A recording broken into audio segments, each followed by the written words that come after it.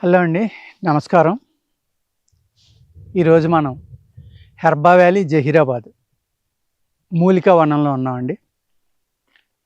ఇది నల్ల ఉమ్మెత్త. నల్ల ఉమ్మెత్త అని మీరు పువ్వు చూపిస్తున్నారు, దాని లోపల తెల్లగా ఉందని అడగొచ్చు మీరు. బయట పక్క చూడండి, నీలం రంగులో ఉంది కదా.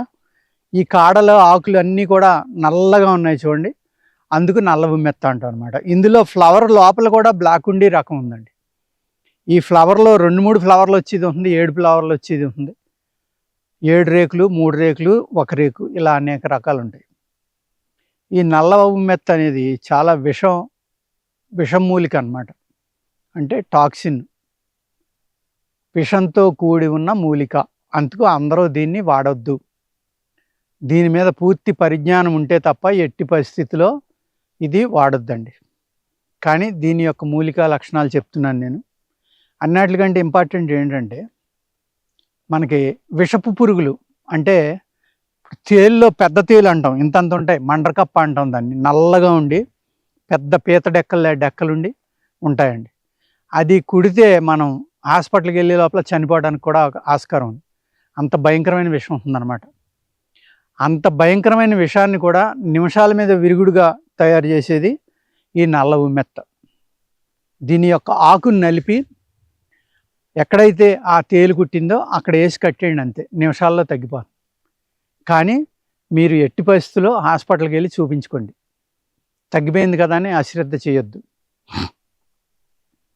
అలాగే పూర్వకాలం పిచ్చి కుక్క కరిచిన, పిచ్చి నక్క కరిచిన ఏం చేసేవారంటే, ఈ ఆకుని బాగా నలిపి ఎక్కడైతే కాట్లు ఉన్నాయో అక్కడ రాగి డబ్బు అని ఉండేది పూర్వం. సిల్లి డబ్బులు, రాగి పైసలు, రాగి నాణ్యాలు ఉండేవి మా చిన్నప్పుడు. ఆ రాగి డబ్బులు ఆ కాటు దగ్గర వేసి ఆ కాటు పైన ఈ పేస్ట్ వేసి కట్టేవారు ఒక వారం రోజులు. ఆ విషం అంతా విరిగిపోయేది అనమాట. ఆ విధంగా ఈ నల్ల ఉమ్మెత్త అనేదాన్ని వాడేవారండి. దీని యొక్క కాయలోని విత్తనాలని 3 రోజుల పాటు నిమ్మరసంలో నానబెడితే శుద్ధి అవుతాయండి. అప్పుడు ఆ విత్తనాలు మిరియాలు కలిపి నూరి ఎవరికైతే మానసికమైన రోగం ఉందో, ఫిట్స్ రావడం, పిచ్చి ఎక్కడం, ఇలాంటి వ్యాధులకి వాడేవారు అనమాట. కానీ అది డోసు తెలుసుకోకుండా వాడితే ఈ ఆకు కానీ, ఆకుపసరు కానీ, విత్తనాలు కానీ వాడడం వల్ల పిచ్చి ఎక్కుతుంది మళ్ళీ. అందుకు ఎట్టి పరిస్థితుల్లో ఇది చాలా అనుభవజ్ఞుడైన ఆయుర్వేద డాక్టర్ కానీ, ట్రెడిషనల్ హీలర్ కానీ, ఇటువంటి వాళ్ళ సమక్షంలోనే దీన్ని మూలికగా వాడాలి తప్ప ఎట్టి పరిస్థితుల్లోని డైరెక్ట్గా మూలిక కింద వాడొద్దండి.